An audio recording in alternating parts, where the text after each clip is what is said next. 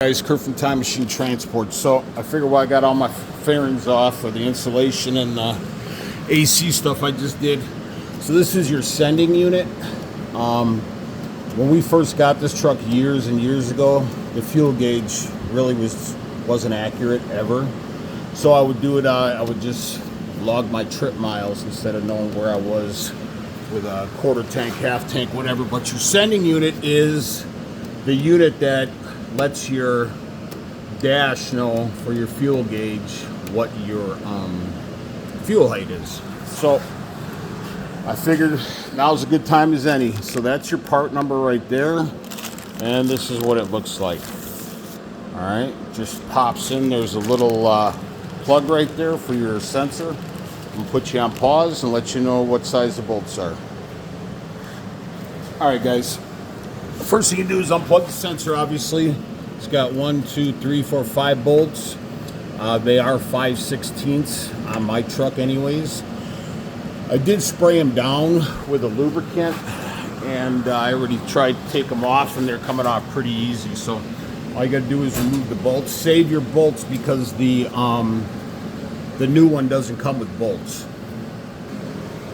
All right, so the new one does come with a new gasket, and this has got a bobber in it. So as you fill up, the bobber goes up, up, up, up, up, up, and that's it. That's simple design. So I'm gonna take a look at my old one here, see how she looks. I know this is original to the truck. Oof. Yeah, look at that. Yep. Ooh, doggy.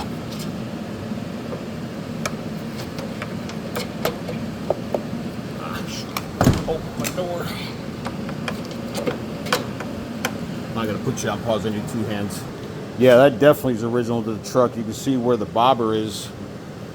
Completely different design, but yeah, look at all. That's definitely original to this truck. So I'm gonna put you on pause. All right, I shouldn't need to say this, but you're not gonna be able to put it. Oh shoot! You're not gonna be able to put it in with the bobber down because you don't have the angle. So just bring the bobber to the top. Oh, don't forget the seal, dirty. Don't forget the seal. And then pop down in there. And then let the bobber drop. Easy peasy, nice and easy. Put you on pause.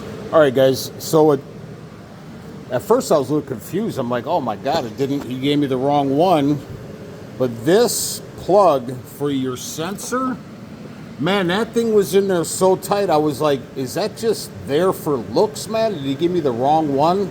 But you really got to pull on this thing hard to get it out. That's what he said and she said. All right, guys, so this is a little bit of a dilemma. I thought this would be the easiest thing I ever did on this truck. So I had to get a couple rivets out of my drawer.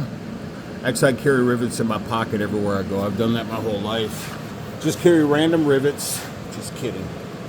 Anyways, so this unit would not go in. So, you know, the black part that goes down into the tank, not the bobber, but on the bottom here, it's too big.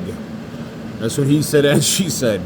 So I had to take a mallet and just kind of tap it in, but because I didn't want to have to risk losing my screw holes, I grabbed 2 rivets, one in the back, one in the front, and they were long enough to get me started. So what I'm going to do is I'm going to grab a tin snip or a cable cutter. I'm just going to cut the rivet down here at the bottom so I can pull it out.